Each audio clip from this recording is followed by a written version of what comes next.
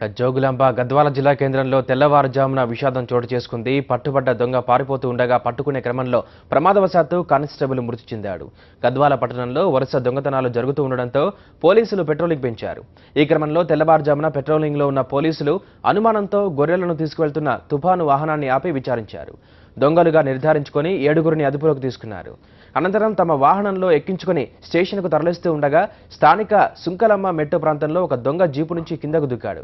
దీంతో కానిస్టేబుల్ రఘునాథ్ కూడా జీపు దూకి దొంగను పట్టుకునేందుకు పరిగెత్తాడు.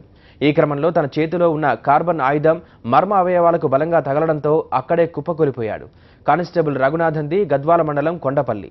ఆలంపూర్ సిఐ సురేష్ గన్మెన్గా విధులు నిర్వహిస్తున్నాడు. రఘునాథంకు భార్య, 3 పిల్లలు ఉన్నారు. సంఘటనా స్థలాన్ని ఎస్పీ విజయ్ కుమార్, డీఎస్పీ బాలకోటి సందర్శించారు.